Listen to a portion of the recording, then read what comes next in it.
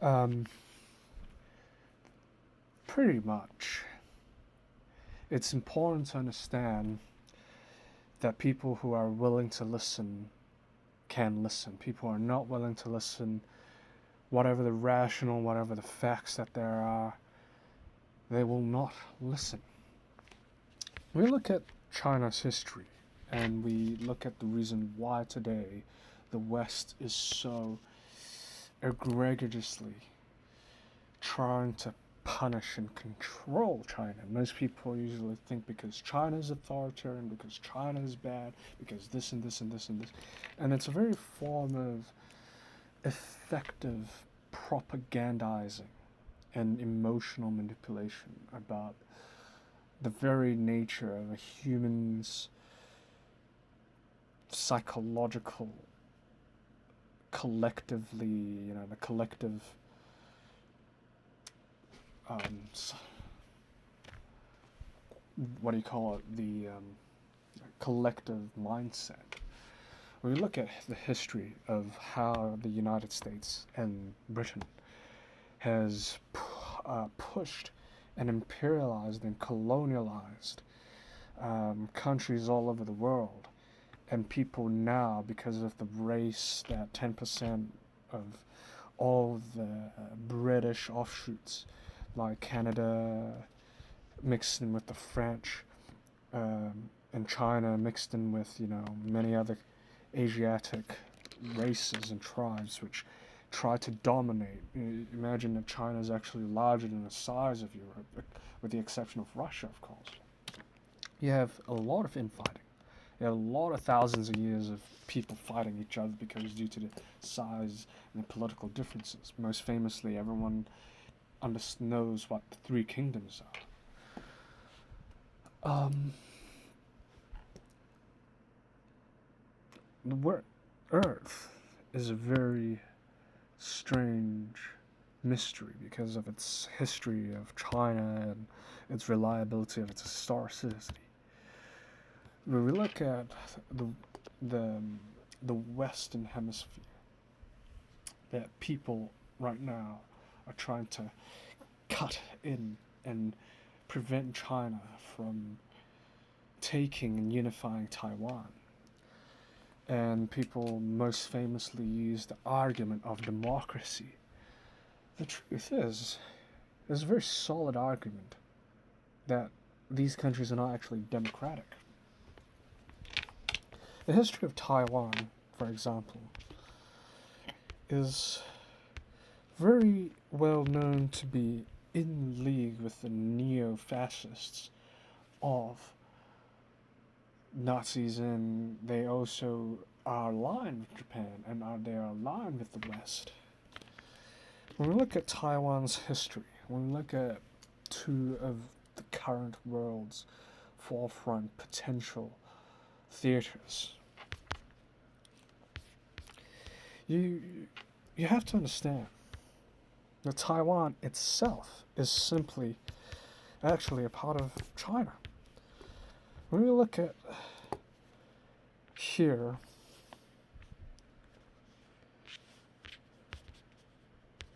and we go to the history of Taiwan,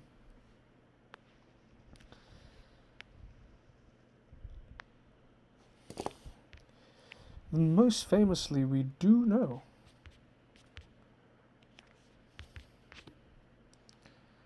that this is simply the case. Coastal Taiwan and Penghu. You might say that's not necessarily true. That Taiwan doesn't belong to China, but it does. Most likely from what is now southeast China. If we ask who really owns Taiwan, you could argue, frankly, it's the Philippines who own it.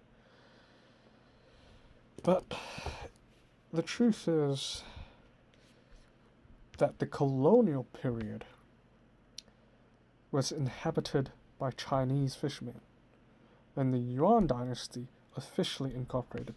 So if you want to go argue about the origins of who Taiwan belongs to, whom Taiwan belongs to, you could argue that it's the Philippines, but the truth is it's still China. It's still Southeast China.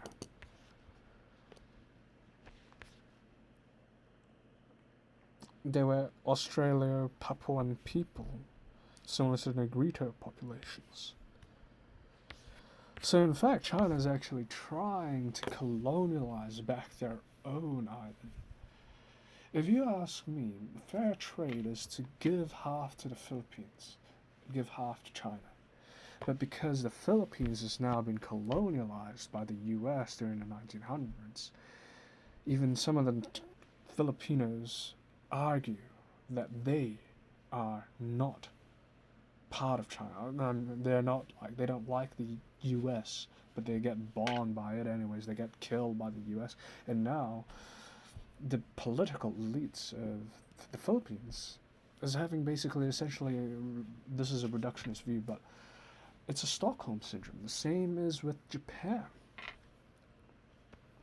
Many of these colonialized countries, and possibly empires, once were empires, think that the US will give them and grant them a favorable idyllic life under democracy, under capitalism and whatnot. But when the Indians also argue that after the colonialization of Britain, their country became much more corrupt, much more destructive, etc., etc. This is the case usually with those who are colonialized by the Western bloc, we call the UK UKS alliance. There's a certain global elite, and it's not a conspiracy, a global elite, which is predominantly the Western nations, and the elites of these Western nations harbor hatred and harbor absolute insane bigotry towards other nations because of the need to conquer, because they felt that they've been wronged by all other nations during the past, especially Africa, and they find themselves, they're motivated by, we're not going to even talk about extraterrestrials, we're going to talk about the simple fact that politically they deem it necessary to subjugate other races because of their presumptuous attitude of, how would I say this, the propaganda, central propaganda that might is right, that what I do, I am mighty, I'm bigger than you, I am better than you. And people are subscribing into this fact that they are, when you have this kind of mentality, like the Germans, you also coincide with the facts that my race is better than yours, my race is equally morally superior to yours, etc., etc. But this can be abolished with one observation of every country in the world. If you travel, you can see, for example, when we talk about Japan, and everyone argues against that the tourists are destroying and not assimilating and, you know, having a disgusting behavior and attitude towards the Japanese themselves. This is simply not the case, because you can find all sorts of hooliganism between the Japanese and the foreigners that are not Japanese, or rather, even the native indigenous populations of Japan, who people, countries, of course, as a collective, seek power. It's a simple fact of life. Those who are more will have more, and those who have less will be suffering a loss by those who have more to get those who have less to have lesser. It is as simple as the argument between the rich and the poor. humanity has not got a great kind of. We're rationalizing creatures. We're not rational creatures. We're rationalizing, and sometimes even rationalizing our ideologies. We tend to have a huge self-inflicting bias towards when we first see someone. We look at him and we think, is he like me? Because we're somewhat solipsistic creatures. Somewhat, because we are human. We're animals. That's not debatable because we are animals. We have evolved from apes. We have evolved from the animals that have coincided to the theory of I'm just going to say the evolutionary um, branches of life. It's been added over years and millennia of brain complex activity. Now, I'm not going to argue and go into religion, but I'm going to say that because we've evolved as tribal species, of course, we have to look for those who look very much like us. Because indeed, after being, we had hair, a lot of hair at the time, Homo neanderthals, why is it that people segregated and changed their views of race? Because in the past, we actually were sort of almost a unifying species where everyone looked equally similar. But of course, you can say that's not true because the gorillas, even though all their faces look similar, they actually recognize the differences between them. So it's this that from the facial aspects of the features, that's why today we have to understand that, okay, why looks, why physical attractiveness is compounding exponentially, hugely, at an all-time high in our society today. And why is it that we, as a species, we're becoming increasingly ableist, eugenicist, because we're like people are saying, okay, we have to adapt, or we have to die, we have to be, increasingly focused on being the best of the best, so-called things like that, and we leave out those who cannot reproduce to die. When we look at the animals, and people argue this is what the animals do, they don't take care of the weak, they just let the weak rot and die. This is innately a huge leftover function in the human brains that we today, when we look at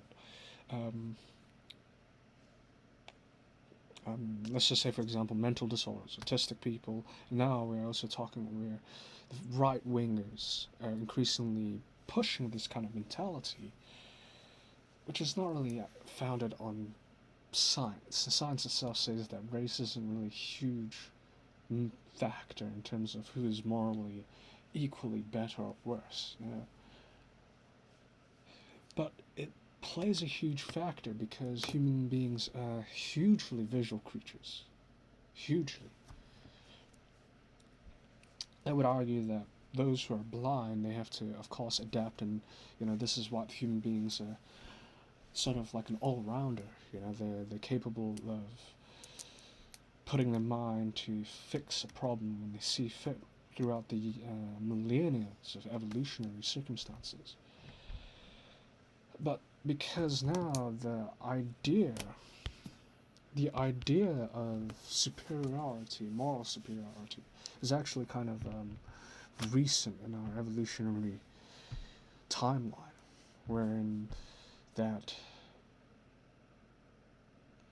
as Homo neanderthals and the likes and Australopithecus and all sorts of branches, we've had to evolve to have less hair. And so when we had less hair, we've evolved to, like the indigenous peoples, cover up our naked bodies.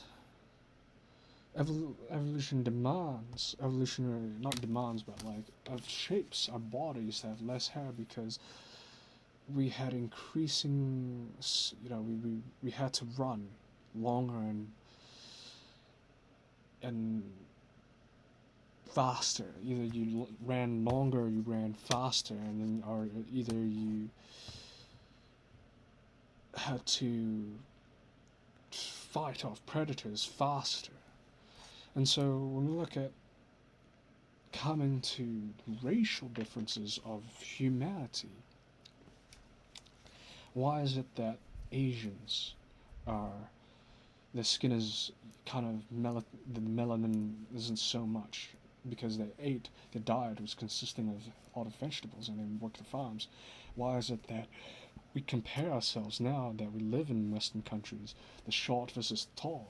Now even Asians themselves compare themselves to as the tall and short, because this is biology. For example, my life, I've lived in certain rural hostile areas in the past, right? I'm reading a book, Mental Fitness by Dr. Paul Wood. He was a very interesting, very, very inspirational person. And one of the questions is to understand that, recently we've been increasingly thinking that it is absolutely acceptable to right morally wrongs or superior to human beings that are instinctively short-sighted and short-termed creatures that we don't really actually think of looking towards the future, because in the past we were constantly bombarded with short-term cataclysms and evolutionary impacts that threaten our nature and survival of the species. We've invented all sorts of ideologies, especially religions, that promulgated from ideologies into what we determine now to be a literal, physical, historical concept that actually existed, when in reality we have very little evidence for that, and we have very little understanding of what actually went on in the past, but because human beings refuse to give in to that uncertainty, which now science is saying, yeah, even science is quite tight with its facts and theories. So you gotta make sure that you prove the evidence and whatnot. But I'll come back to that later. How do we explain if there's a solution for what China is doing now, what the West can be doing, or what the West can be doing now? I'm not going to argue on the basis of bias for either nation. I'm going to simply say the facts that when we look at the history of China, all organisms, all empires struggle to survive and keep a cohesive standard for each of its communities. In the past, when we look at the micro scale of tribes that were not yet ruled by the Qin dynasty, not the first dynasty, they would argue the same kind of argument as do the Americans, as do the Chinese themselves today. But it's only a matter of time and perspective or understanding in which China can come out on top of this situation. Because the West is highly efficient at propagandizing, especially when you look at Hollywood, propagandizing all these scenarios in which, because they're an offshoot of Britain, of course, so they were coming from the colonializers. They themselves now believe that they needed an offshoot branch to be the colonializers themselves.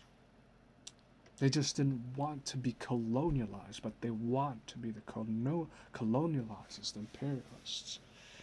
Because unfortunately that's a fact of you would say human nature, but by those who seek to yearn to be politically entrenched. We look at how history organizes and circulates itself in a pattern. We can see how humans that organize themselves into tribal groups and then nation states and then political from the political elites of the tribes then to nation states into aristocracies which lead nation states into wider nations. We can see how that if you read the 48 Laws of Power, if you read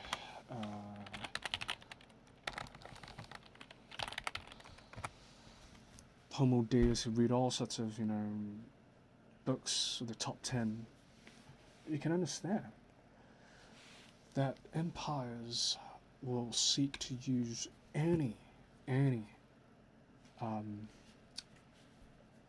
advantage to their benefit by adapting morality to their use. There's a video on YouTube, very famously, morality has always been a huge double-edged sword.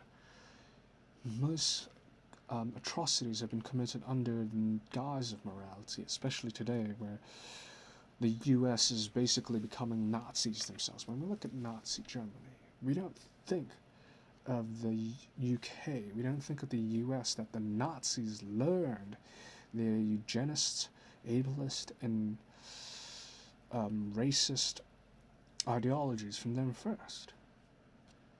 But because Britain was concerned that they would be allied with basically what would be, you're basically outing us. If we allied with you and we developed the same right-winged ideology and we became fascist ourselves, no matter how much we want to, we can't, because it would show the world that we are in the wrong. Why not? Now, even today, we have YouTube saying that why couldn't the West nuke China? Why didn't the West colonialist China? It's because already the media, which is the strong arm of the West, when we look at the video, there's a video I searched up, the West didn't actually achieve colonialism, didn't win it because of their technological superiority. It was because of the viruses. It was because of also a certain fact that their technological superiority was actually placed in, obviously, maritime technology. That's why all the Western countries love their maritime technologies. That's why you can see that the United States put billions and trillions, almost $1 trillion in so-called defense, when it's actually offense. Because of that reason, you rule the seas, you rule the countries.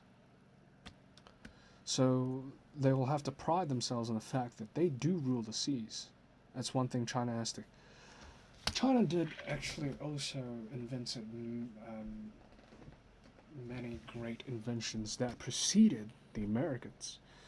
Americans and then the British. They were the first ones to invent very large fleets, but the problem is that China placated themselves. It's like the tortoise in their hair. Except the tortoise the hair sort of just grew complacent. The issue is that now, because of the world, the internet, basically pretty much that politically and ideologically, the West hates China so much because it is about racial supremacy at the end. They will use all sorts of excuses like authoritarianism, all these ideologies. But in fact, the reality is, it is about racial ideologies, racial supremacy. You can argue that it's not the case, but it's true. No, it is the case, because every empire in the world has always been fighting, not just for resources, yes, for resources, but mostly for racial supremacy. because tribes need to come together to a cohesive bound. So when you look at the world today, the majority of the world's owned by Western colonialists. But it was only after 1800s that they started believing in the fact that they were the chosen ones. It's like the Bible. It's such an effective tool to make people believe that the chosen race, the chosen one nation, that God leads these Jews out of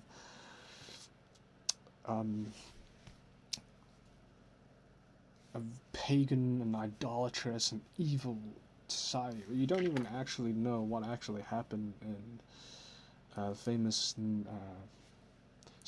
case of Sodom and Gomorrah. You don't actually know. You just hear about it from those who are the victors. This has been always, it's a double-edged sword for humanity, because actually everyone is trying to achieve the same quality of life. Of course, you can argue that, it's up to the Chinese populations themselves to see fit whether they can topple the government, but, if we have, it's not good to live in a world where it's only a unipolar world instead of a multipolar world. Everyone is giving excuses to say that the Russians are evil, that the Chinese are evil, that the Africans, and etc. But the truth of the reality is that the powers of those who are in the colonialized societies simply demand and seek to just dominate other countries under the guise of moral superiority, when they are not.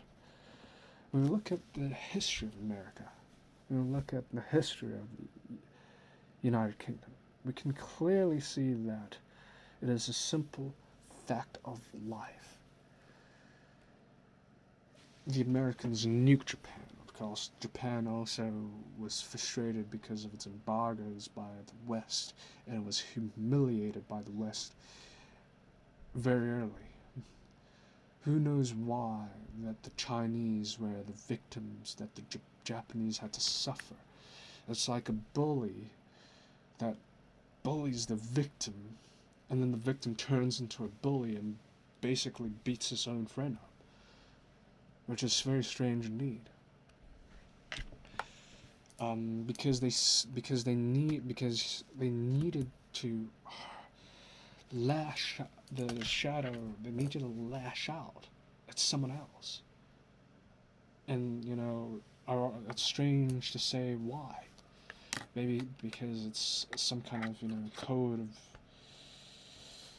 of the evil that the country holds in Japan or the Philippines has to be exploded out by those who threaten the status quo. Because Japan didn't have the technology at the time to obviously cross the entire Pacific Ocean and just nuke, to just completely destroy and push everything to destroy the West because of past grievances.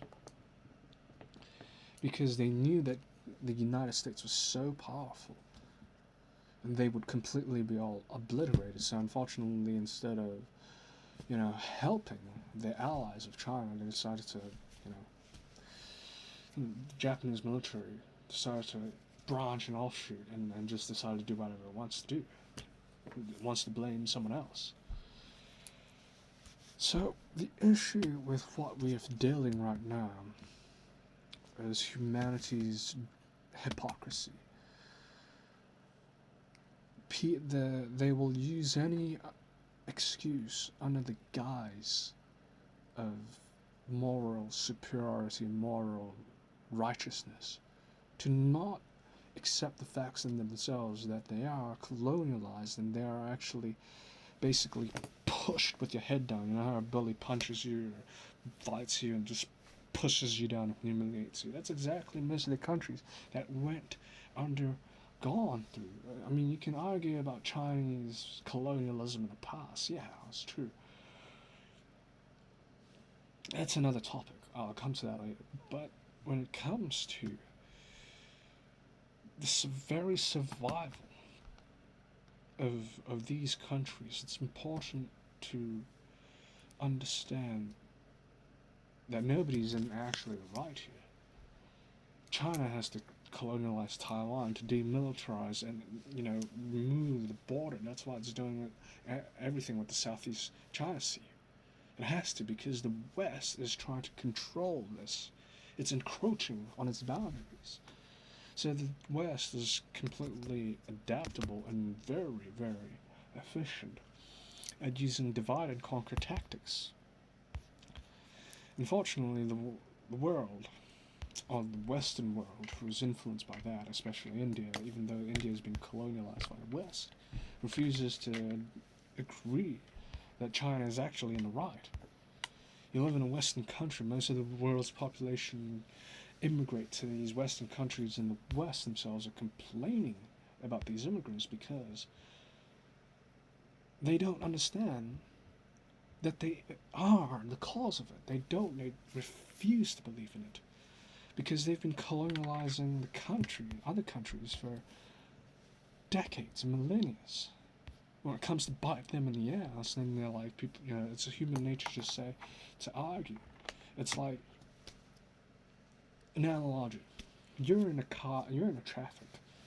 So you're in traffic, and you sit there waiting. You despise others that hold you up, but you yourself also hold people up, and you don't blame yourself. But the bigger the car, the bigger it doesn't matter. So people will use this excuse to say, I'm bigger than you, I'm better than you, even though that's not the case, and the strong should always help the weak. But of course, it's like Chinese imperialism, what China holds itself to say, oh no, might is right, so that's the case. You might think that the West has changed that kind of ideology. It's now, it's actually a myth that it's westernized Christianity. It's not actually, it's pagan. But Christianity comes after, and it's very effective to say that Christianity, the West, is born out of some kind of like molding to Christianity, kind of like love thy neighbor and stuff like that. But it's not. It's a sect of Jews, a very highly heretical sect. I'm not going to go into religion now. You can search it yourself, but the facts are that it is a huge weapon, a huge misleading, devastating weapon that humanity possesses in terms of its cognitive dissonances, its moral ideologies, to use the concept of morality as a way to subjugate other races, to prove yourself that you are right because you're bigger and you're better, that you can hold. Because in the past, as human beings, when our brain grew larger, it had to calculate things and lazily do a lot of things efficiently. And we decided that those are suitable to the tasks that are determined in a lot of time, the short-term scenarios that they face themselves in, are basically okay. Bigger brains, smaller brains, like this is how you survive, this, and this is the body type that you survive in. And the West evolved in a certain fashion, to evolve in a certain way, that you had to grow this height, you had to be this strong, you had to do this, because thousands and thousands of years of warfare, infighting of China, didn't come close to why was it that the British had more nutrition than the Chinese and the other countries. You look at there's this book called Civilization. I forgot the author of it, but it determines in a certain biased way to argue for the facts that why Britain achieved its superiority, its colonialist mentality over the others. And now everyone's defending it.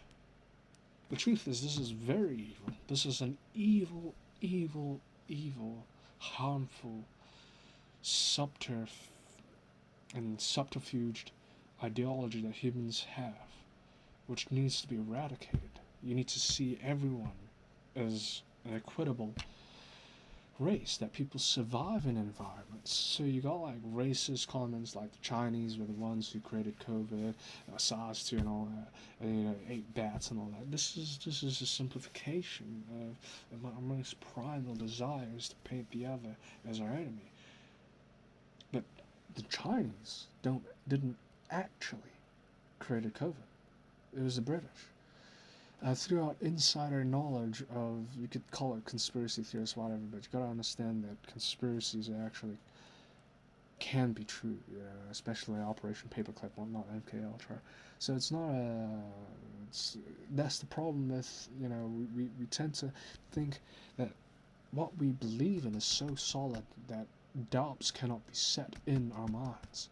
Human beings, our nature is not very capable of processing uncertainty and accepting uncertainty. We have to evolve to be able to control our environmental factors and control ourselves. That's why we have outliers of today, mental disorders, etc. And so when we look at China as a whole today, they're actually in the right. They are, because they are trying to defend their own space, their own backyard, and everything. But the West is basically punishing and destroying any ounce of doubt that China is actually in the right here. They are in the right. They're not in the wrong. But people say they're in the wrong because they're threatening, they're bullying other neighbors and stuff. The U.S. has colonialized so many countries that it's been pushing other people to subservient to them. But unfortunately, as to why that these countries just went and rolled along with it, it's unknown to me. It's because of military power. Because when you look at the past, yes, China has been fighting Vietnam, the Philippines, all sorts of stuff, but they've come together as a whole to apologize to each other, even though it's not. China still feels aggrieved by Japan, of course, but that's another thing. But the US, as far back as in time we can see its inception, and the UK, which started it all, the Opium Wars, the hatred towards China because it thought that it was superior over itself. That because we've got two contending superior nations, that China was actually an ancient civilization far beyond Britain, far before Britain evolved its Anglo-Saxon wars. It was constantly focused on its own civil infighting wars. So what the US is doing now is simple. It's trying to divide and conquer under the guise of democracy and whatnot. But there is no democracy when we look at the budgeting and the spending of the United States and voting rigs, and the nature of humanity is actually not truthfully democratic. Humanity is actually a hierarchical species designed to obey their leaders. But it's taking on the ideologies of Greece to pretend. Humanity is very good at pretending that it's morally right. Especially when you look at the British. Every side, of course the tribes that fight, human nature is like, we see you as the other. We don't like to fight you because you're just like us. But if you go into apocalypto, right? You pit two tribes against each other. They will still find themselves with similarities, but they're very cautious and they're very aware, and they dislike fear. But once you go and escalate into warfare, physical violence, you are determined to yourself that you're beholden with trauma.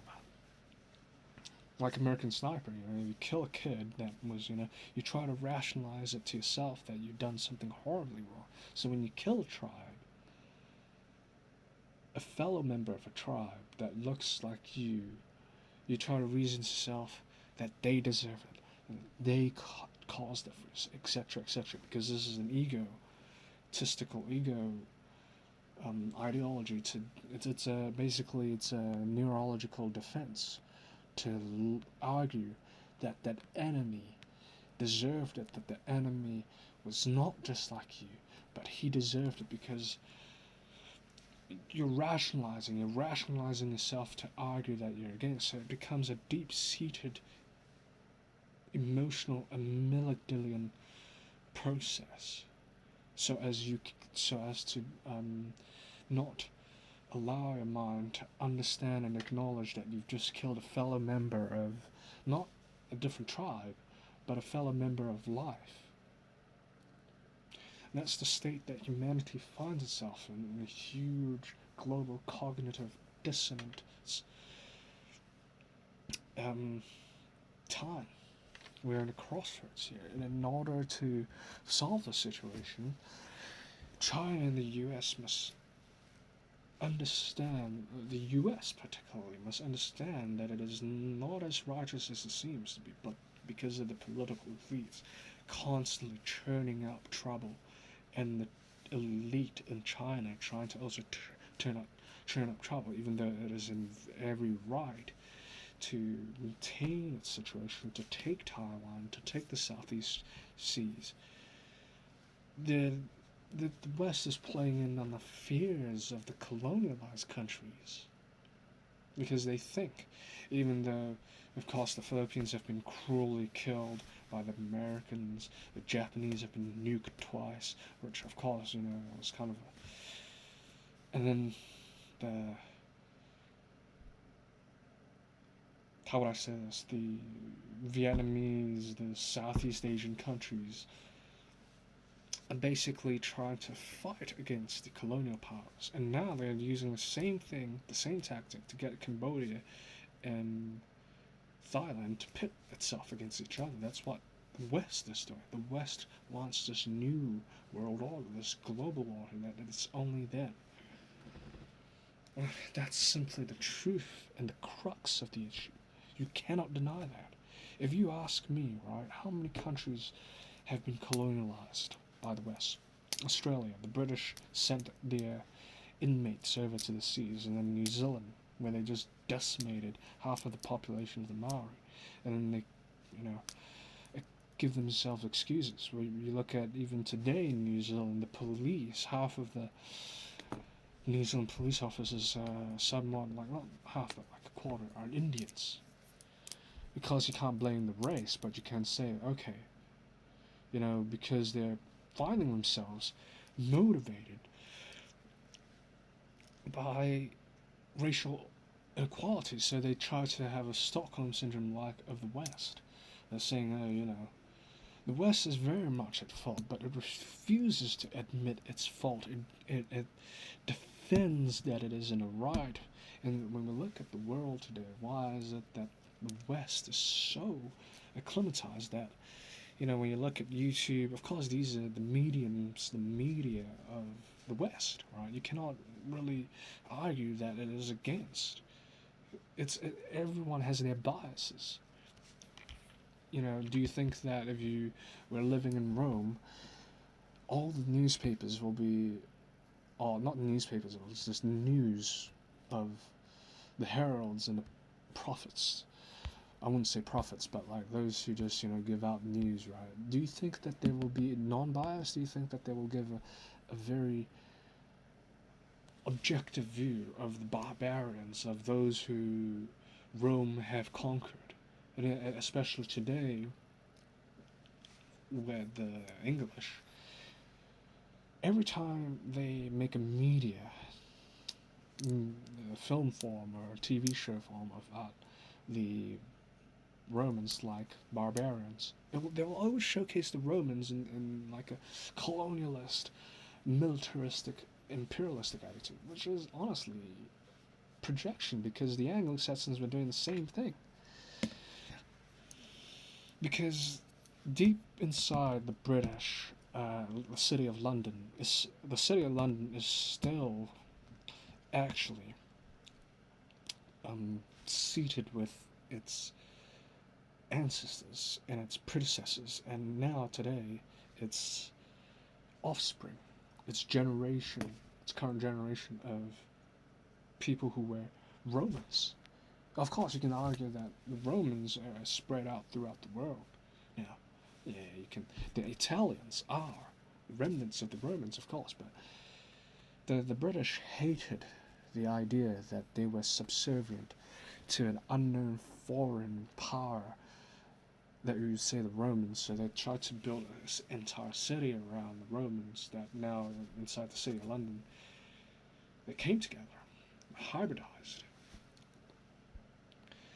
So we see this kind of culture that we live in today where a devastating weapon has been unleashed, that the West is looking to wipe out all of its opponents with all and any kind of ideological means of anything, weapons. You can make a nuke. You can. In fact, the nuke wasn't even the problem. They thought that the nuke was meant to get the emperor to change its ways. You might think that the world is better off in democracy, but when you look at the world today, it does not operate in actually a democratic function from the micro to the macro. You go to a privatized workforce, right? You're an employee. You're not the employer. You're an employee that you have to listen and obey. And even if you go into these team meetings, right? At the end of the day, the CEO or those who stayed longer has more say in the vote, even if your idea is completely understandable. For example, the gamers versus the developers, right? The developers don't listen to the gamers as much as the gamers have to be forced to listen to the developers. In every facet of life you come across, true democracy is not even, when we look at its representation of true democracy, it's not even like how we see it today. There are no voting rigging machines. There are no. Yes, you do vote. You do sort of cast a vote, but you write down entirely why, how, when, where, how, and you write why should you support this party. But now, because the process has been so ridiculously simplified in these Western countries, all you do is they give you paper and you just tick, tick, tick, and the powers that be. I'm not talking about the powers that be, but those who are in positions of power get to make the final call. In my opinion, how is that democracy? Because democracy is the gathering of the community, and the community is dictating how the ideologicals are run. When you say that, when people argue that, oh, Winston Churchill says that democracy is actually stupid because you give me 1 minute with your average person and you can see why democracy doesn't work. It's actually downplaying the ridiculous. That's the same kind of ideology that is making humanity into such a destructive species it's for itself today. Because of its arrogance. Because arrogance is a necessary evil for us to determine that we can survive well. Uncertainty may lead to death.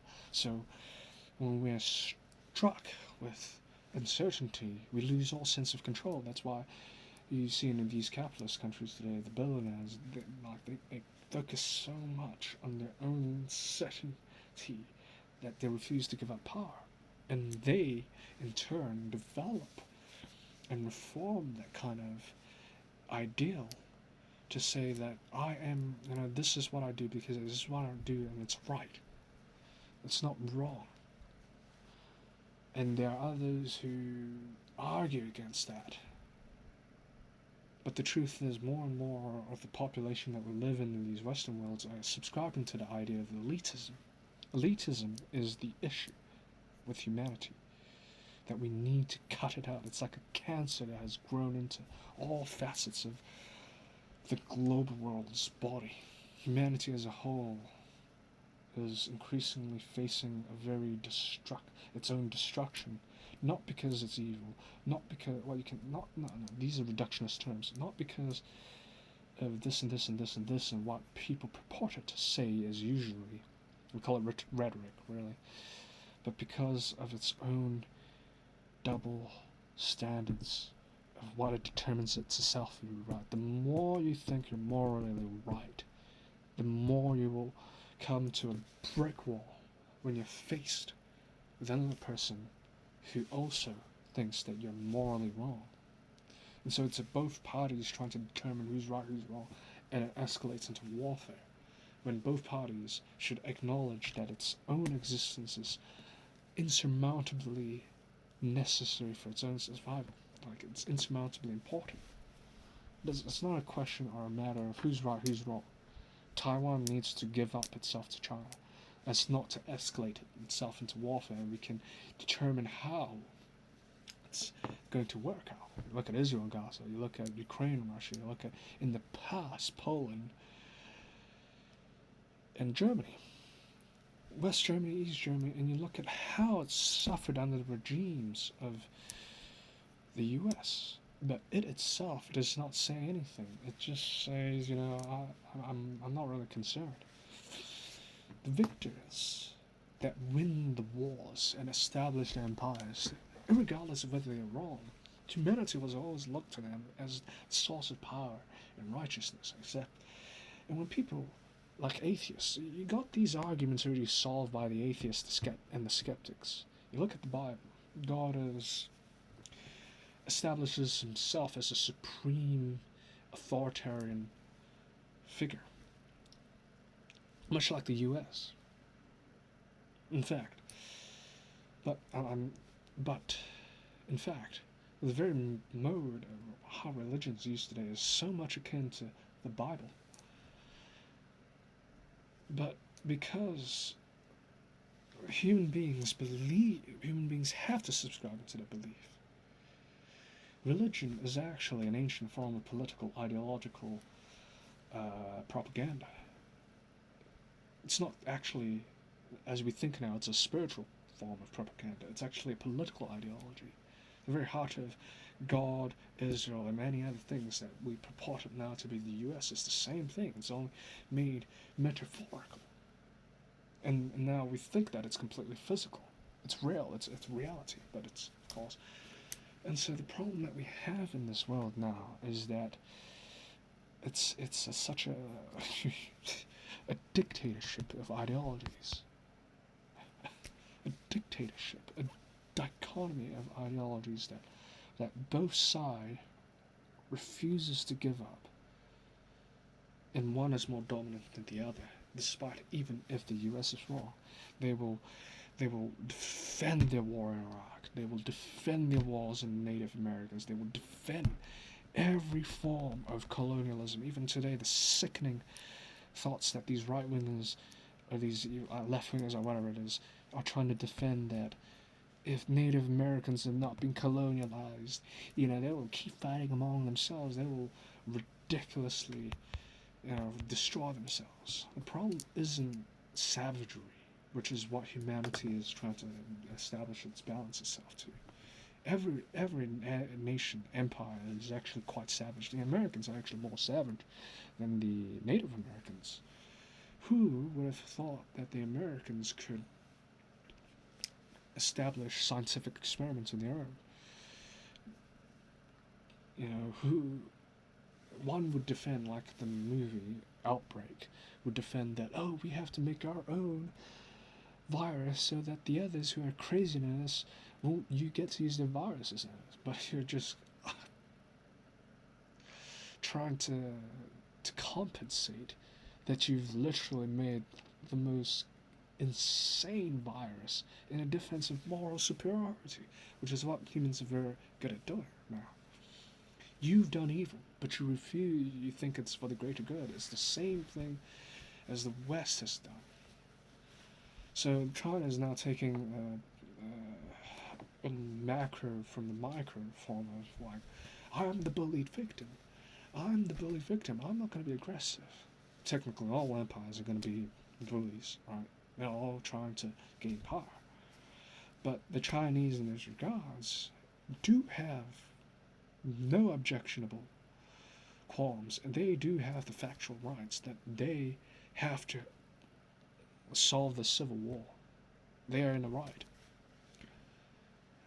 Either if it's not the CCP or Taiwan or Republic of China, it has to be a form of government that is not placating to the West, because it's tried. And look at the Taiping Rebellion. That was actually a subterfuge. That was actually a sort of a political ideological movement notion and created by the West. You might say, well, how can you fucking say that? Where are your evidence? Where are your claims? Christianity, of course. That's why the West and Japan didn't want to accept that political ideology, because they were against the West. So, unfortunately, in today's world, we have a notion and a tendency to think that those who are colonialized are better off than those who are not. You can look at the simple fact of hooliganism. Hooliganism is some sort of testosterone-fueled, macho, monkey aping, showing off kind of tendency of, human beings. But this does not just, and we tend to think that it's the blacks, the African Americans, as we tend to think that it's not the whites. We think it's like a racist ideology. Oh, the blacks are always living in ghettos, the whites are always living in rich houses, etc., etc.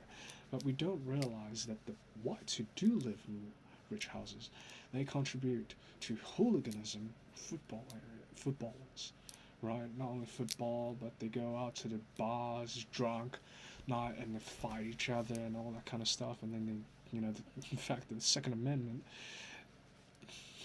the whites own more guns than the criminals do, so they try to portray that the blacks are criminals, mostly criminals. You impoverish communities like that, of course, are going to have people going into a desperate kind of situation, which results in crime, even though they will argue that technically that's not the case. What about South Africa? What about apartheid? In fact, that these white South Africans will defend that they are the ones that are, the blacks are evil, I'm in the right.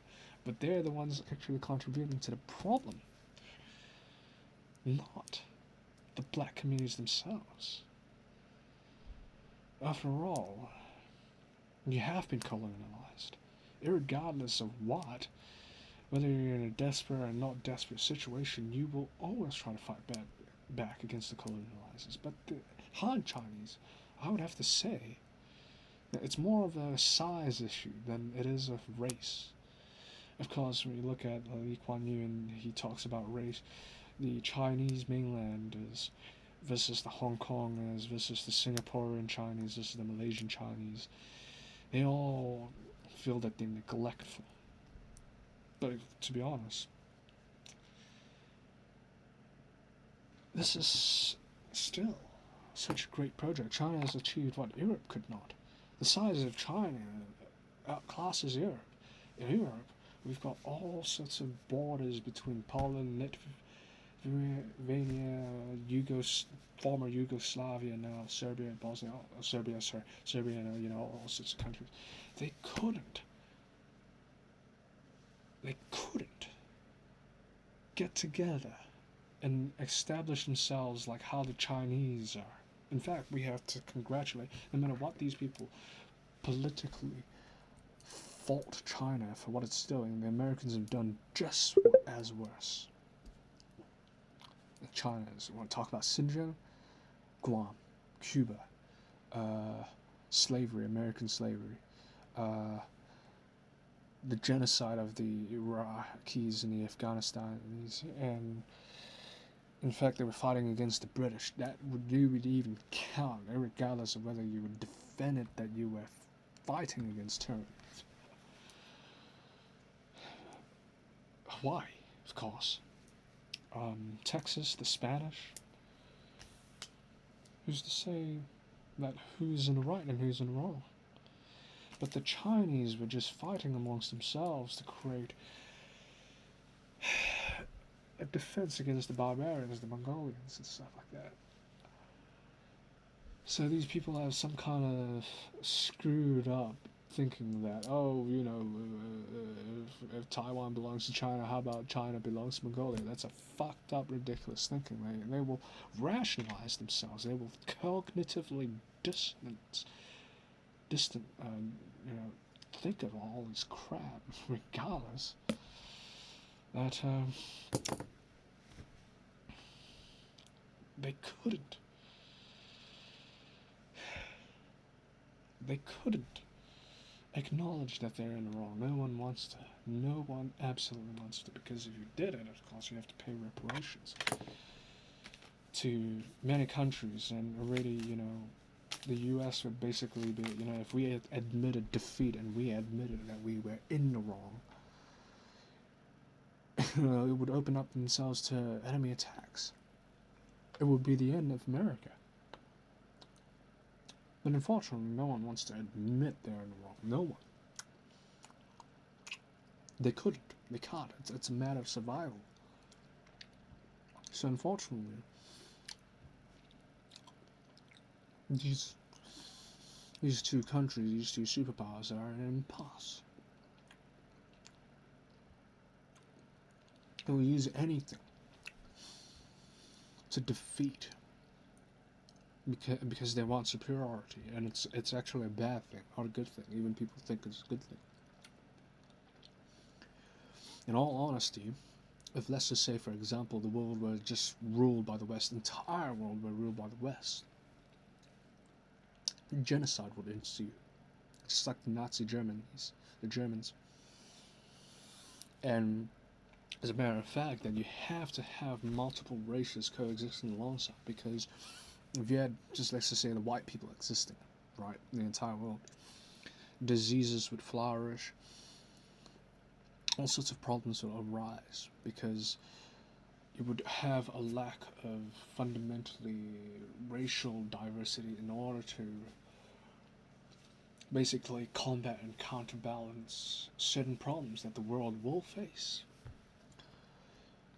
The whites will have a lack of melatonin. Let's just say, for example, the world is ruled by the West, right? You have rise in skin cancer. You'll have actually the British fighting against the Americans, and also they will definitely do so, because you look at the Irish and the British. I can tell you, I can assure you that the British will want to dominate the Irish in the near future, but they can't at the moment, because if they are caught doing that, will be seen immediately as the bad guys. So everyone will say, oh shit, he really is doing it. He is the bad guy. Because modern times, you can't really argue for, you have to maintain your status, you have to maintain your image, you have to maintain what you craft for the lie that you've already crafted so well, in order to establish that you're morally superior, which you are not. You are, in fact, one of the most heinous, most vile empires that you are. They will attribute all the millions of deaths due to communism, but they will never acknowledge the fact that they financed the Soviets. And not only that, that Stalin. You look at Stalin, you had an equivalent to that in Britain. I would say King George, or prior to that, Leopold of Leopold of Berlin? No, sorry, not Berlin. Leopold of What's that fucking Brennan? Leopold. There's something. Yeah, Leopold. You look at Leopold, right? Ex. I don't know. My memory's not good. Great. But you look at that. How many colonializers of the West has been pushing and pushing and pushing, and they blame the Arab slave traders.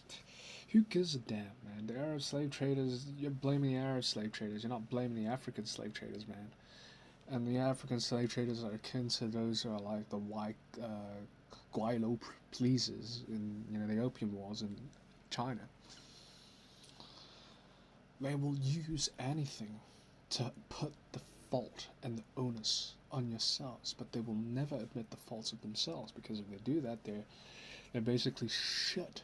They're like, oh no, my pride's gone. Now I deserve it. It's like, So unfortunately, due to that fact, it's hard. It's hard to get these people to admit and acknowledge that they really are in the wrong here. Of course, China is an empire, right? It kills. It has to still determine the fact that its very survival is predicated on instances where people need globalism to exist, to work. Which is what the right-wingers want to blame the left. But they themselves are actually, so I would say that right now we have like these conspiracy guys believing, the conspiracy theorists believing, and I'm sorry, I'm just going to say that the right-wingers politically want to make you believe, the majority of the Western world believe that morally the left-wingers are the problem. But the left-wingers are actually guided by also the right-wingers. They're motivated by right-wing ideology within themselves. They're hypocrites. The left-wingers are hypocrites. They claim, which is what the right-wingers are pointing out, but they would not acknowledge themselves the fact that we are manipulating, we are acknowledging, we're going to acknowledge, and we're going to say that the left-wingers have lost their identity, and now they're going to become like us. They're assimilating just like us, but it's like Christians. You got these hypocrites, but they refuse to acknowledge that they're hypocrites. So it's the same thing with these right-wingers. You have to admit that. It's just kind of sadly human nature. Not human nature, but artificially established nature by, I don't know, maybe it's the agricultural revolution, or maybe it's just since time immemorial. But the facts are that globalism is what China is trying to achieve. People need unique identities, of course. Humanity is unable to understand or establish a fact that it is able to coexist and cohesively achieve a kind of community where it's, like people just say, one love, one race, because they can't. There are certain powers that demand that if it's one race, one power, one love kind of thing, it's their own race. It's nobody else. As evil and as nonsensical, its denial is the first responses of course, human behavior, right? When confronted with something so atrocious, it's a fact. The truth is always determined in 4 stages. 1, it is denied. The 2nd is mocked. The 3rd is fought against, and then the 4th is finally acceptance, or rather, you actually have a 5th one, which is from not acceptance, from slowly becoming accepting, and then the 5th is acceptance. Now we're in the 3rd stage, but this 3rd stage is increasingly becoming. It will make or break the whole global society system. Either that we acknowledge that either globalism, we're trying to say globalism is failed, but globalism is actually what we need to achieve in order that humanity doesn't escalate into a nuclear war because of political ideologies, which are all fraudulent, to be honest. I mean, in reality, like, what the hell does communism or capitalism matter? In fact, capitalism has killed billions. Communism has killed hundreds of millions. But communism is actually another form of capitalism that leaders would achieve. I mean, you look at communism. What do you see? Military juntas, selfish leaders that are, as a matter of fact, elitist. It is. You look at the leaders who've implemented these measures, you might try to say, hey man, it's all Stalin's fault. But reality, when we look at the Ukrainian famine and many other things like the Great Leap Forward, the populations themselves killed their own, you know, they literally killed their own animals and they killed everything, and the provincial governments were so corrupt that they didn't really care to implement what Marx meant. So unfortunately there's not much you can say about this, but ultimately speaking, humanity has to move forward into an ideology, not who's right or wrong, but what can we do to establish our own quality of life. Like, there's nothing wrong with China taking Taiwan. It doesn't matter about democracy or whatnot. What matters is whether the resources are left intact, whether the government will be given a right to not just monitor its citizens, but like for the health and the prosperity of all. People are just afraid of like, oh, you know, if we fight against the government, we'll be killed. But the truth is, when you go in China, you know those personal experiences. The people are part of the government. And so therefore, the people will decide how the government is run. What Taiwan is actually right now achieving is actually, it's splintered off into factions, and it's actually being ruled by the West. It's encompassed military bases. The West has 500 military bases all over the world plus. And so China now needs to wrap its game up in order to defend its interests. But of course the West will never back down, because evil cannot back down. Evil refuses to back down. No matter how you cut and slice the pie, anyway, how you look at it, it's just completely... Of course, like, you know, biblically, I'm just going to say this as an analogy, right? Lucifer endows himself like an angel. So this is what we're facing in the world. Evil pushes itself as right. The right-wingers will claim itself it's the right, but we look at the world's history, the right-wingers have always been responsible for the majority of genocides and crimes against humanity. It truly has. When we look at communism, it's only been perpetrated in such a short amount of time that the right-wingers can and will and have taken control of it against Auguste Pinochet and so many other military right-wing factions in South America and Southeast Asia and South Africa. Who do we blame? We blame, of course, what's in front of our faces, not who is whispering into that person's face, because we don't know. It is easy to pin the blame on one target when we don't really know, and as a majority of fact that human beings forget that we are still a hierarchical social species. So when you think about it, people blame Nazi Germany, people blame Hitler. They forgot the fact that the businessmen, the politicians, the people who backed Adolf Hitler were actually the ones at fault.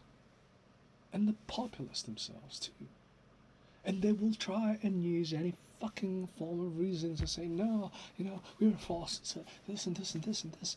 No, you were forced, yes, but you went along with it. You could have chosen not to.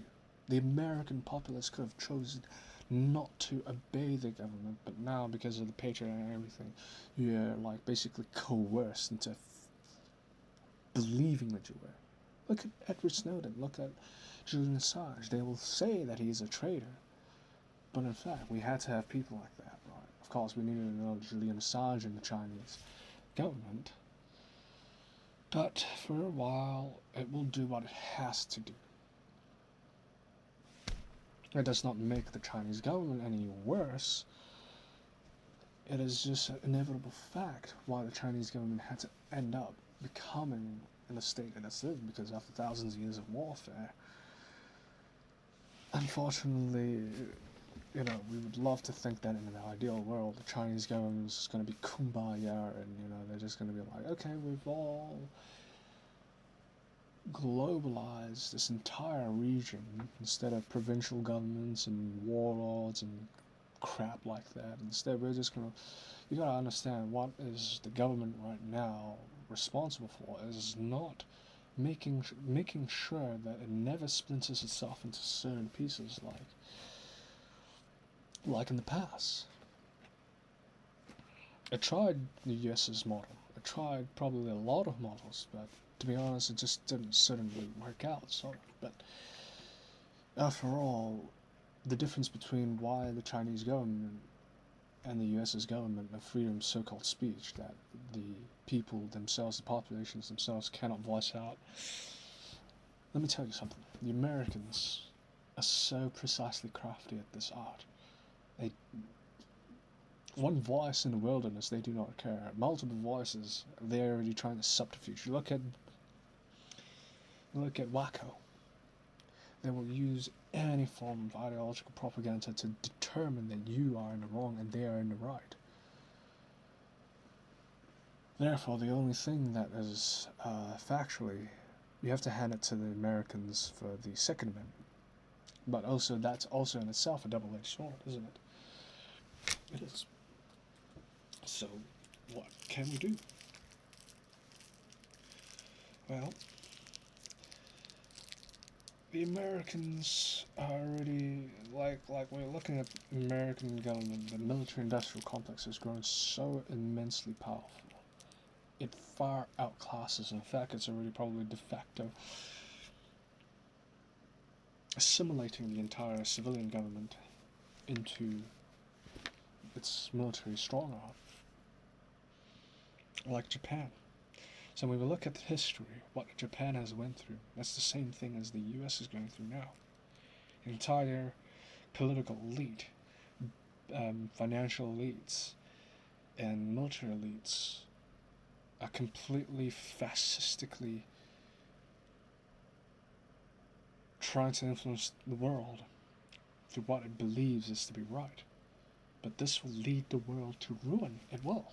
It truly will. Unless humanity can come together and understand that it is more important to not think you're right or you're wrong, or he's right, he's wrong, but rather a sense of unity. Therefore, what we face now is at epic proportions of emotional manipulation. Everything from incels, from the sexual dating marketplace, from gender wars, from size matters, from everything that we have as humanity. We are just basically becoming so dictated by one path that we don't realize that humanity doesn't have and should not follow one path, but humanity is like a branch. We've forgotten the fact.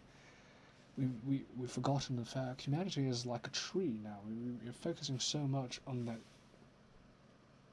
that main pillar that supports the branches, but we forget that when we look at the branches, all its leaves are so complex and different in its own way. It is true, regardless of whether it is similar or it's alike. We focus so much. I think we're at a near point where either humanity is like a tree, whether it will just stop growing and remain a stump, or it will grow its branches, it will continue to flourish its branches, and it will accept that it has to be, you know, a multipolar world. It is not about who's right or who's wrong, it's about what we can do to survive and what we can do to remain our identity. Or is it better to have one identity, or is it must we fight each other to the death? Because we are so coerced into thinking to ourselves, we're forcing ourselves to think that we remain ourselves in our identities. Truth be told, it's just a name. It's just, I'm not Chinese. I'm just born out of a certain country into this place, into a certain race. Yes, what matters is the size of my body and how well I can adapt and cope in certain environments, and whether the threats, like other human beings who can potentially attack me, are bigger and stronger than me, so therefore I have to use weapons to guard myself against them, and how physically fit I can be. But I don't attribute, how violent the person is to, like, oh, white people are very violent. Oh, it's a bigger Asian guy. He's Japanese. Oh, he's this and he's that and this that. And that's just another form of trying to defend yourself against a kind of. You're basically emotionally trying to put it all towards the enemy so that you can reason yourself that, etc., etc. Both of us are in the wrong here.